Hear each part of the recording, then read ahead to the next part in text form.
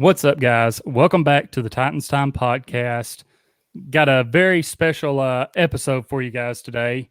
We have Arthur-Juan Kenobi. If you're on Twitter and you're not already following him, you need to go make sure you check him out. It's Arthur_111. I'm going to say, if not the biggest AJ Brown fan, definitely one of the top AJ Brown fans out there. Definitely up there. Definitely up there. Oh yeah, I got to give it to you, man. Everything you put out there, I'm like, man, he's on this. He's on his game when it comes to the Titans and AJ Brown. And for anyone wondering, we're putting his logo up. We're keeping the mystery Jedi out there. So just a mystery Jedi out there that supports the Titans like crazy, and has really just embraced this Arthur-Juan Kenobi stuff that really started from Will Compton on Bussin with the Boys. Yes, no free shout outs, but shout out the boy Will Compton. There you go. And just obviously you're a big fan of Bussin with the Boys, seeing that. So, I guess that was your inspiration kind of for going with the Arthur-Juan Kenobi and being a big AJ Brown fan. It was, just listen to the Bussin' with the Boys, and I'm already a big Star Wars fan. So I was like, all right, two of my favorite things are coming together as one. And I was like, I want to I have my own personal Twitter, and I was starting to mesh, doing way too much Titan stuff on it. So I was like, what, let me just have fun with this, and I'll bring a Star Wars Jedi to the Titans Twitter, and it's been fun. So shout out the Bussin' with the Boys, Will Compton, obviously AJ Brown, and even a little bit Darren Bates, who did the celebration at the Indy game. So that really kind of kicked it off, and we're like, all right, this is happening. That's right. And you've been throwing out more names. I think you come up with Qui-Gon Davis. And what else have I seen? I'm trying to think of what else you've thrown out there. Qui-Gon Davis is one I use a lot. There's Lawan Solo. Oh, yeah, that's right. Pretty good. I had shout out Derek Murphy. He did a sweet mock-up of that. So just check that out. That was pretty funny. The Will Compton one is always up for debate. I call him Will 2D2. I have yet to hear if he likes that one yet. And then I also do big fan of Darth Quan Jones, which actually he actually liked a couple of times when I've thrown it out there. So it seems like he's a fan of that. And obviously the King, I just translate that to the Emperor. So Derrick Henry just running over everybody. That's right. And man, just bringing these guys up, let's hop back to the thoughts on the 2020 season. I want to hear your thoughts. I think we've interacted every now and then on Twitter, but we decided this off season, not a lot going on, not really much free agency talk going on right now.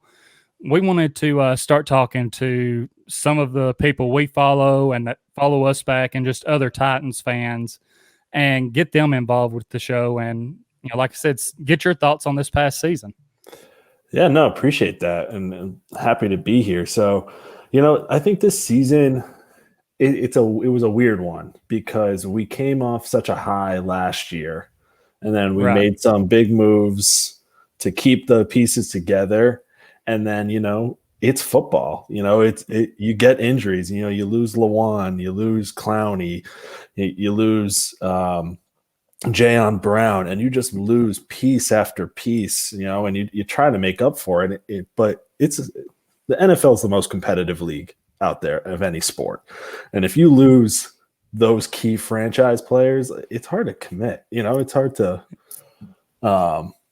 really play at a high level. And then we ended up 11-5, winning the division, didn't get as far in the playoffs as we wanted. So it's hard not to be proud of the team. There's obviously some issues that I hope, John Robinson and Vrabel address, but it's hard not to be proud of the boys this year. Yeah, 100%.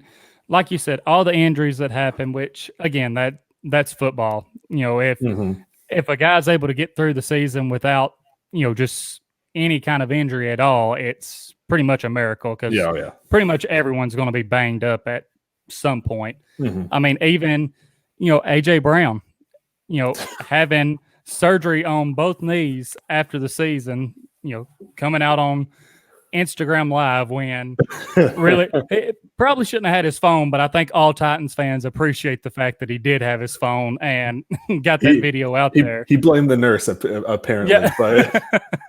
but it was pretty funny. I mean, having a knee injuries that should have kept him out from early in the season, and he just goes out there and does what he does, balls out, and I mean, it's like he's the Derrick Henry of receivers after he gets the ball in his hands. Yeah, no one's bringing him down. He's so explosive, and how he did that with 2 bum knees. Like, I think towards the last half of the season, like, I think he would like miss a couple plays. Like, he would go down early, and it's like, oh, did he get injured? It just always felt like he missed like a late first quarter series, and then he like goes 100 yards every game. It's like, I don't know how he did it.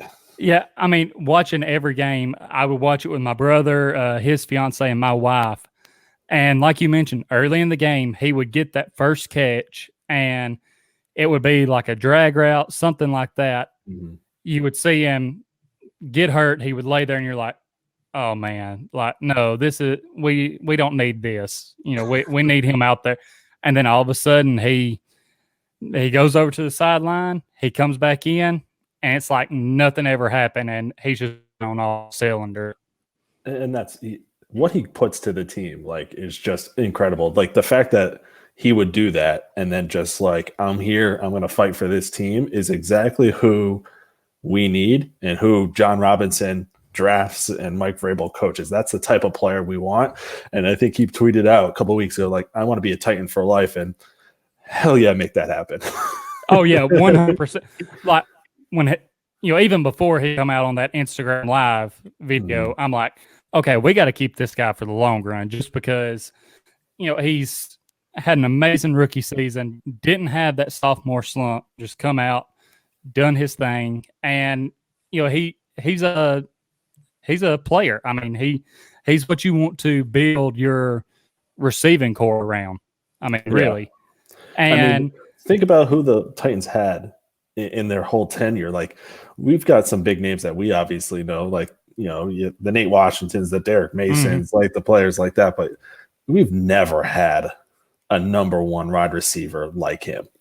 Exactly. I mean, 2 seasons in, and arguably and I'm pretty sure most Titans fans, if not all of them, agree, he's already near the top of, best receiver we've ever had. Oh yeah. I mean, just what he can do, how explosive he is. I mean, honestly, I feel like if they would have given him the ball more in that Ravens playoff game, we're probably running off with that game. Oh, they could not guard him. They couldn't, and I try not to question. I try to keep everything super positive when I made this account. Try to be like the negative side to Titans Twitter, but they clearly wanted to stop Derrick Henry, and they did it. And we had Tannehill, and we have AJ Brown, and you've got Corey Davis, and you got Geno Smith. You got like all these players that can catch the ball and just stretch the field. I didn't know why we just didn't pivot to balling out like we did in the second half of the Cleveland game. Yeah, and the crazy thing is, you look back at that Ravens game, and I guess it's always the losses, especially the last loss, that sticks out to you most, because I know several times on our show we brought up the loss to Kansas City in the AFC Championship game, and how hey, if you have this pass rush, look what can happen. I mean, even look at what Tampa Bay done to them in the Super Bowl. Yep. You get Mahomes off his spot and keep him contained, and just get him under duress, and that team falls apart. Yeah. But then that loss to the Ravens, Davis kind of disappeared. Jonnu, first of the season, he was just lighting it up. We actually watched, some highlights of the season again last night, and he was going crazy in the first half of the season. And then all of a sudden he kind of fell back off. And, Ferkser stepped up big for us. I love him. I do too. Man, if you get the ball close to him, he's bringing it in. And if he had any kind of speed at all, teams will not stand a chance. Oh yeah, for sure. Do we know But I what mean, happened to Davis at the end of that game? Like you said, he disappeared, and then I have yet to hear injury or whatever happened. I don't know, and I know they keep that stuff under wraps in I there, have but no idea. And that's what I was telling my brother when we talked about it. As far as maybe bringing him back next season, like what was going to kind of determine that for me was, what kept him out of this game because, end of the season, it was like he had kind of got into his own head. He started having more drops after being, really sure-handed yeah, early in the season, middle part of the season, end of the season, he started having those drops. And then going back and looking at it towards the end of that Ravens game, he's out of the game. Doesn't have his helmet, and no one, as far as I know, no one knows why he wasn't back out there. I saw something out there during the Ravens game. It was like, is he purposely dropping his price so we can afford him next year? Keeping the price down on his head. So I don't know. I hope that's true. I know it's not the case, but I thought that was funny. It could be. You never know. Yeah, I mean, but also looking at that, it's kind of like, if he wants his price lower to stay with the team next year, then when it came to free agency, all he's going to do is take that lower offer anyway. So it's like, I don't know that he would have just been sitting there like, all right, I'm gonna, self-sabotage here. I'm gonna have these drops so that, my price tag can drop for next year and won't look, I guess, suspicious, because you see players take pay cuts all the time to, go back to teams and everything. But yeah, I mean, it was, I don't know. I really thought, okay, we're fixing to own the Ravens again. Like, because you knew end of the game that they were going to be coming for our logo. I mean, and I still think that's funny because, we're still, the Titans fans are still living in their head rent free. Right. I mean, they're still mentioning that, calling the Titans sore winners, this and that. But, to me, just thinking about that, I'm like, okay, y'all could have come out before the game and went to our logo, everything. Yeah. But you didn't want to do that. You wanted to make sure you had it in the bag before anything was. So what does that say about your confidence going against the Titans? Yeah, no, like they were not, I mean, they were for their last 2 or 3 against us. So like, yeah, it's not like you're super confident. Right. So, and, of course, so many things you can go back to in that game. AJ Brown being open on that streak route or go route, and just, needing Tannehill to look over to the left and see him and air it out. But again, I try not to question it, but it's hard to watch that highlight and not be a little hurt. Yep. So jumping, just continuing on with last season, what were some of your favorite moments?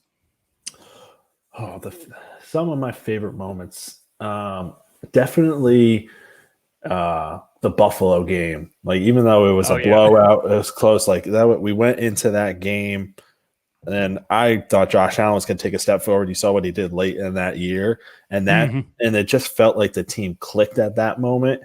And even with all the injuries in there, like they just made a statement win. And that was awesome. And just seeing that was cool. And prime time win, even after all the COVID stuff, and we're in the media getting hounded for how we, handled that situation. And you go out there, no practice for 2 weeks, and you get a statement win against a really good football team. And like that set the tone for the season, and it set that mentality that we always go for. So that was kind of cool. That was cool from just like a game standpoint. And then a couple moments, like it's hard not to, the overtime touchdown against the Ravens for Derek, just that like, and the Mike Keith call for it. It's always so good. And then I'm sitting there against Houston. Families around, screaming at this football game, and it's like, and even my mother-in-law looks to me, it's like, how's it going? I was like, this game's going into overtime again. And then just seeing AJ like Tannehill toss that ball down there, and AJ come up with it, and just like, I was like, holy crap, like we're gonna win the division. Like, exactly. And then you got Sam come in, no Guskowski, and just like this guy off the street and just nail the kick. And I was like, it was like magic. So I think I put out there that I had a 08. I had the hoodie from the last time we won the division, and I was like, I wore it that night because I'm like, this is the night that I don't have to wear this hoodie anymore because we'll get a new one. So that's cool. Oh yeah, and like you said, that pass to at the end of that game, just airing it out there, because like you, I was sitting there thinking, okay, this game's going into overtime. I mean, there's no way around it. Even when they come out and lined up, I was like, this is going to be like a draw play to Henry or something like that. Like, they're not going to take a shot. And then next thing you know, he just airs it out. AJ brings it in, and it's like, okay, like it just, Sam, go out there, hit this kick, and just become a legend. Yeah, I mean, really. And the way going about it, timeout gets called, you kick one right down the middle, and then in the most Titan way possible for us to win the division, he doinks it in. And because, everyone's heart is stopping at that moment when they see it hit the post, because you never know which way that ball is going to bounce. And it goes in, and it's just, like you said, he's a legend now. I mean, and you have to wait for the refs too, because like you never know when it hits the upright, which way did it go straight down? Did it go through? And then you're like waiting for the official signal. And when they put their arms up, it's like, it was awesome. Yeah, especially with the angles that they always show on the kicks. You're like, I can't tell anything about this, when it bounces off that.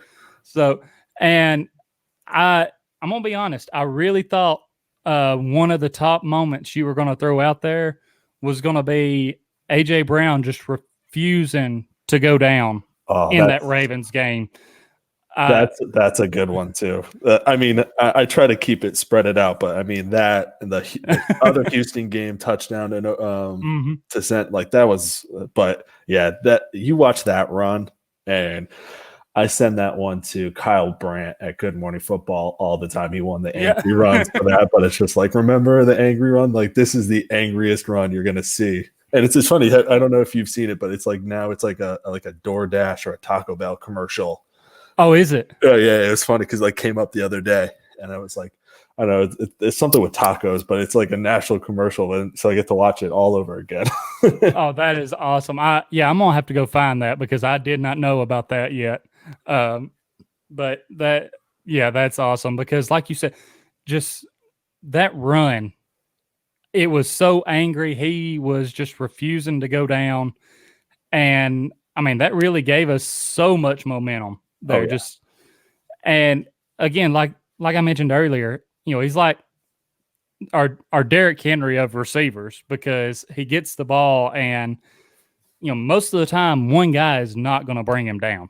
No, I mean, you have to have a couple of guys hitting him because he just has that willpower and the strength to power over you. And it's that mixed with like you said, like he gets all of he's the yak god. Like he always yards after catch. So like he's like, if you put Tyreek Hill's speed on Julio Jones in his prime, and that's who we got. Like, how do you not think this kid is going to be, the best wide receiver in Titans history if he stays healthy and we keep up with this offense? Like, we're a high-powered offense, which is crazy to think. 31 points per game.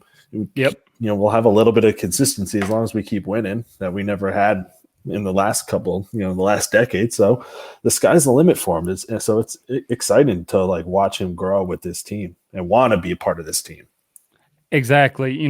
Like you mentioned earlier, him saying that he wanted to be, a Titan for life. And, I think all Titans fans are sitting there thinking, hey, sign him to, maybe not money wise, but sign him to like a Patrick Mahomes deal to where we have him for, locked up for 10 years. Yeah. just don't even risk him going into free agency. Yeah, I think they'll make sure he's taken care of. I don't think Yeah. it'll be this offseason because I think they need to figure out the defense for it. But they're just like, stay healthy next year and you'll be fine. Oh yeah, exactly. I don't think he has anything to worry about. Even knock on wood, nothing happens next year. But even if something did, just what he's been able to do, his first 2 years. I mean, rookie year, he was starting to emerge as our number one guy. Like it was like, okay, he's going to be the guy going forward. And then this year, teams knew coming in, hey, he is their number one receiver. Yeah. You got to put someone on him, and he was still just doing his thing. Yeah. So and because he's doing his thing, Corey Davis puts up the year he had almost had 1,000 yards receiving. He turns into the wide receiver we always hoped him to be. So I always think you need the two. You need either the tight end to be dominant, which Jonnu could be, but we have like 7 tight ends on our team. Yeah. But you got Corey Davis. Like that's why I'm a big proponent of keeping him. I've always been a Corey Davis fan. I've always wanted him. I wanted him to succeed. He gives it all. Going into the season, we might not put up flashy numbers, but if you go look at his first couple seasons with the Titans, every big run Derek has, Corey Davis is blocking down the field. Yep. Better than any wide receiver I've seen in the NFL. And that's the type of selfless stuff that you got to have out of him. So now he put the numbers up that we were hoping for. You still have that mentality. So got to keep them together. If we don't keep them, we got to get someone big because those are big shoes to fill in my opinion. Right. And, throughout the season, I was saying the same thing, like this pairing of A.J. Brown and Corey Davis, because, I felt like the pressure came off of Davis after A.J. Brown stepped up in his rookie year and then coming into this year because, yes, Corey Davis was battling injuries, but when you're labeled as that number one guy, some guys, can really embrace that and some guys can try to embrace it. And, some people just kind of fold under that pressure. Not saying that, Corey Davis couldn't do it because he has all the potential to do it, but having that pressure taken off to him and just him going out and doing his thing, how he blocks for, how his run blocking is. Yep. Just that pair together, I'm like, okay, I want to keep that. And then, of course, you have kind of the business side of things where I'm like, okay, it's going to depend on his price tag because like you mentioned, and like we'll get into here in a minute, we got some defensive needs that we really have to address. And with the cap going down this year, you really have to pick and choose, what you're going to do. Yeah, it's, and you look at last season and they made some business decisions last year with who they cut. They cut a lot of those locker room veterans that were the heart and soul of the team, with Delaney and Jarrell. So it's you thought last season they made some tough decisions to get to where they need to go. And now we go into this offseason and it's like, we're gonna have to say bye to some people, and it's, some are not going to be fan friendly. But I'm in Amy Adams and in John Robinson. I trust. Exactly. I think actually the season Titans Twitter was getting all annoyed about what's going to happen, and everybody's like, "Oh, we should make this move," and it's like I support any move they make because they got it. We used to be we took Marcus Mariota number 1 overall. I don't want to have to pick number 1 or whatever, number 2 overall or whatever it was that year. Right. I don't want to have to pick in that position ever again. Exactly. And, like you mentioned that, all Titans fans are going to have their opinion. And just because they have that opinion doesn't mean all the other Titans fans are going to agree with them. And, so you just kind of have to, you can say what you would like to see, but then whatever moves they make, you have to, trust that they're making the right move. And, hey, they're human. They're not always going to make the right move. I mean, look at the Vic Beasley stuff, Clowney, you can kind of, maybe say, all right, yeah, he got injured, but I mean, there's no denying that when he was out there, it may not have been throwing up. Yeah, he was making a difference. Mm-hmm. And, like you said, we're probably going to have to say bye to some fan favorites because, it's going to be kind of slim pickings. And, you mentioned, as far as having that good pairing, even if you have a good tight end, I wish that we could put Jonu's speed on Ferkser because if you combine those two, then we would be dead set at tight end. Oh, for sure. So that it's. I'm just prepping for saying bye to Corey Davis. I don't want to put it out there, but it just seems like trying to find where the money's going to be to fix the defense and find some needs, and it's just like him and someone in the secondary who I don't probably want to say bye to. Yeah, and there's numerous players in that slot, so right. Who knows what it's going to be? Yeah, and I mean, you also going back to last year, you think about it, the Titans, they decided not to pick up Corey Davis's fifth-year option, and I know me and my brother have kind of talked about it a lot. They picked up Adoree Jackson's, and then you come out. Yeah, he didn't play this year. Even when he did get on the field towards the end of the year, he didn't look like the Adoree Jackson that we knew. Yep. And it's like, okay, did they make the wrong choice here? But it is what it is. And since we're kind of talking about it, as far as free agency goes, we're probably going to be looking at possibly saying goodbye to Corey Davis, Jayon Brown, Jonnu Smith, and there's several others. Like you mentioned, just fan favorites, but the defense has to be addressed. 100%. And who are some guys that you are hoping that the Titans, go after, can possibly bring in just to help this defense?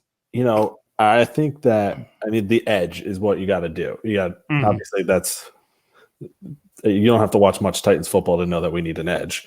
Yeah. But who's it going to be? I think was it Judon from Baltimore? I don't think he's the answer. I would prefer like a Shaq Barrett or a Bud Dupree for sure. One of the two of them, right? For the talent there. We won't have to wait for free agency to see if we're going to make a play at JJ Watt. Right. I think I want someone a little bit younger, less injury history, but you can't. Look at what Tom Brady did in Tampa, just being a locker room guy, and JJ's a locker room guy.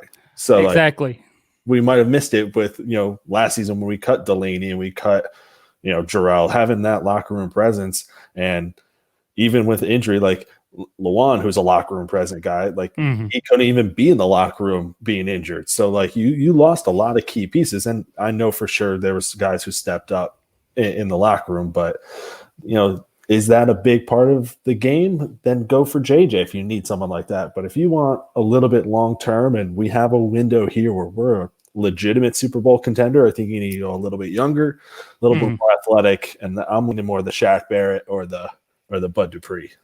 Yeah, I definitely think that those two are probably top priority to go after because, like you mentioned, they're younger. They've proved to be very disruptive guys and can be very dominant. So those by far are the top two. But then, like you mentioned with JJ Watt, yes, he's had over the past 5 seasons. I think he's only played all 16 games in 2 of them. Yeah. But even at his age, he was still going out this past year and just being a force to be reckoned with. I think back to, I believe it was the first Houston game. Actually, it was the first Houston game.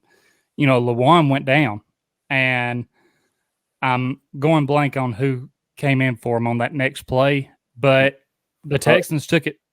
Go ahead. Was it Ty Sambarella? It may have been Ty.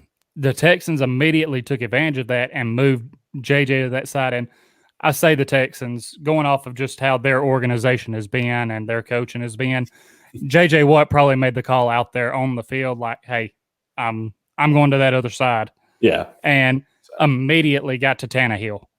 So, I still feel like he could be a guy that, just the locker room presence and his will to win. Mm-hmm. Because, I feel like that speech he gave to the press, if he's giving that in a Titans locker room, I know a lot of people watch that. They don't even play football and they're ready to run out on the field with him.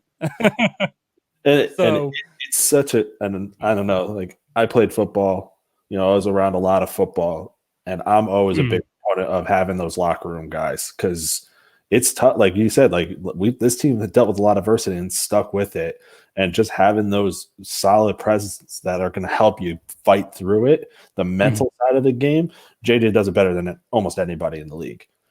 Oh yeah, 100%. I mean, and I'm pretty sure everyone knows, we put a video out on this. His top two places, if there's any way he can go to them, he's either going to go play with his brothers or he's probably going to go back home to Wisconsin and play. I mean, we can talk about how much we would love to have him on the Titans, and, maybe J-Rob finds a way to make it happen. And if he does, I'm all for it.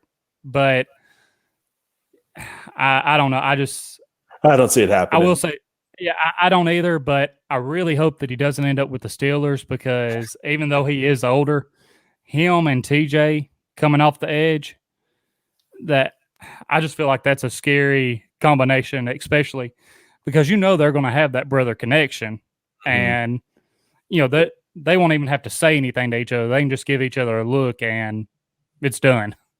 And with the questions at right tackle this upcoming season, like I'd love Dennis Kelly, but we'll have Lawan back healthy, but the future at that position a year ago, a little less than a year ago, was supposed to be the future, and I think tomorrow we're going to find out. If you ask me, some long news that was a long time coming, but that when you have them on both sides and they're brothers coming at you, like, how do you answer for that? You can't. Yep. Exactly. And, that's what we talked about. If those two brothers are together on the defensive side, they can choose to either one of them line up on the opposite side, the other one, of the other one, or if they both come to one side of that defensive line, who you going to double team? Exactly. Because one of them is, if you just put one guy on one of them, they're getting through. And that's what we want for Big Jeff. Is he's getting once Clowney went out, like he was a force and still getting double teamed, triple teamed after and after. We need someone to let him be a monster in the middle there, and then I think that defense is going to come together. I don't want to. It was funny. I was thinking about it the other night. It's like with who we're going to let go. Like the secondary wasn't great last year. I personally think we'll keep. They were saying we'll save a lot of cap space with Cotton Butler. That's not going to happen. I don't see how you can, from a locker room perspective, cut Byard. I would be very upset about that one. He's a fan favorite, but that's a common one. I think we lose Vaccaro. I think that's the big cut from the secondary. We'll find a replacement for him. He's been great. So that's the one you cut. But like, I don't think the secondary was the issue. So like, I think you'll see leaps and bounds of improvement from them because they won't have to cover guys for 10 seconds. Yeah. So all the money needs to go to that edge just to create that pressure, because it was clear in the Super Bowl. That's how you win games against the AFC. Yep, 100%. And, like you said, as far as Butler goes, I don't see him going anywhere.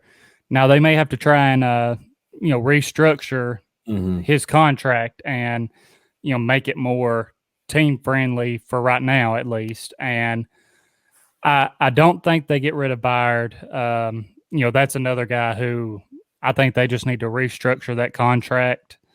And, we'll really find out a lot over this offseason, because, are these guys going to, and I think their mentality is to be a team player and do what's best for the team. And with this cap coming down and knowing that, hey, we have this window right now with Tannehill, Henry, A.J. Brown, where our offense is solid for the next 2 to 3 years. We have this window to where our offense is going to be good enough that they could go to a Super Bowl and win it. We just have to have the defense to support that. Yeah, 100%. And so I think these guys will be willing to maybe restructure so that we have more cap to fix our defense. But like you said, I think Vaccaro will be gone. And I think we already have his replacement in Amani Hooker. I mean, that's a good call. He's come in, and this past season, he was tied for the most interceptions on the team. And he wasn't a starter. He did start some games, and I think he has more speed than Vaccaro, which really helps out a lot. Yeah. And I think another name you threw out earlier was Jayon Brown, which I would love to have him, and the injury set him back. But again, he's another one. David Long Jr. stepped up at the end of the season. He did. And he played real well. So, if Rashaan Evans can cut down on the mistakes and work with him, and, Will Compton get in there a little bit, keep the wolf around, then, I think that's solid. So, that could be one that we see go. Again, this is since I started watching the Titans, this is the most fun I've had being a Titans fan. We've had some good times. We've had a lot of bad times since 1999 in that era.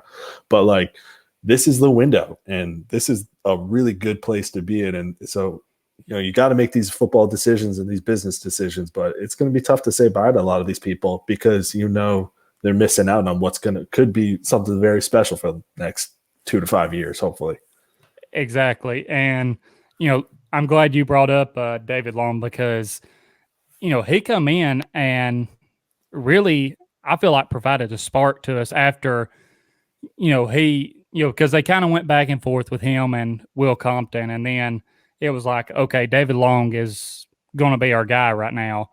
And we always had Jayon as our coverage guy, and Rashaan was kind of our big hitter. Mm-hmm. And then all of a sudden you have David Long come in, who is, he's a little bit smaller guy, but man, he packs a punch whenever he's hitting these guys. And just him and Malcolm Butler bring this energy that I just love. So, yeah, and I think we missed it a little bit from like Kenny Vaccaro, and I think we missed the energy from Byard a little bit this season, and I don't know what was going on, but I think you need those sparks, and I think we add a spark and a little bit of a character on the edge there, and I think you're going to see a dramatic change, regardless of who the coach is. The 11 guys on the field are going to make the difference, and I think we're going to see a big turnaround next season. Yeah, I think so too. And I didn't really tell you about this one, but just to kind of put you on the spot right quick for next season. Do you see us repeating as division champs? What? Just very early prediction. How do you think the season's going to go next year? I like to always make that decision based on who we have, but and a big but depends on who the Colts quarterback is. I'm not worried about Trevor Lawrence, and I'm certainly not worried about Houston anytime soon. But I'd like to see who they put there. That could be a big factor. That's a good football team. Again, built like us. They got a great offensive line, a really good defense. Good running game towards the end of the season. Jonathan Taylor really turned it on, and I think he's going to be a future star, especially behind that offensive line. So the Colts, that's going to be a tough thing. But if they don't have a solid leader, I don't know if they're going to be there. So I'm going to wait and see. But I mean, like I said earlier here, we're Super Bowl contenders. So yeah, we're gonna win the division next year. We're here to stay, and I think you're gonna see a special team next season.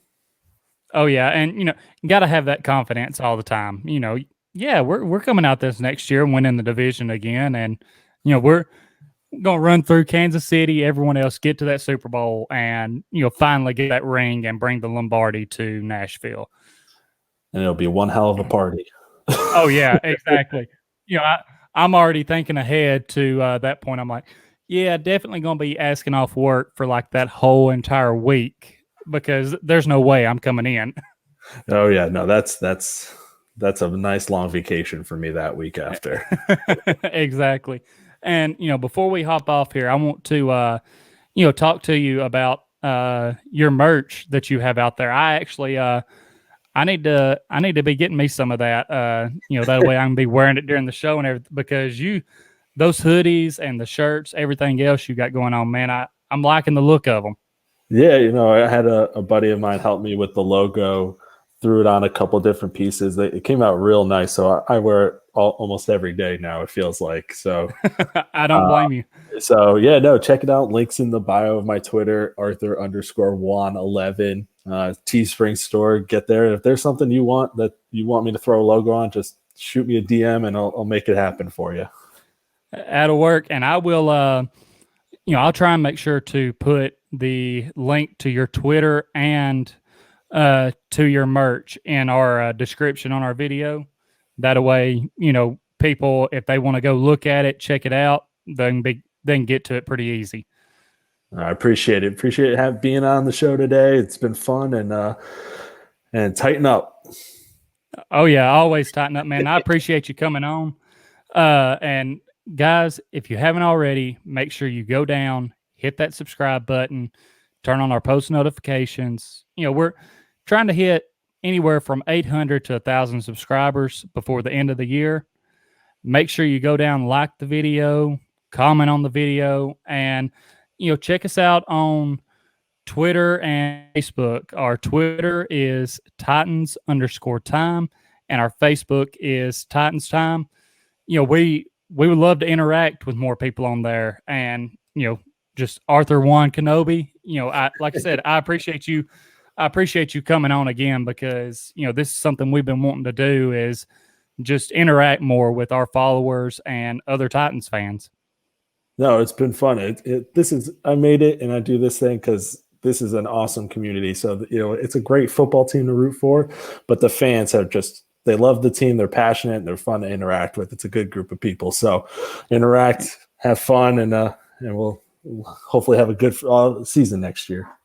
Oh yeah. And I mean, is there anything like Titans Twitter? I mean, just really. No, it is. It's a trip. It's definitely a trip. It really is. This has been Titans Time, and as always, tighten up. Tighten up.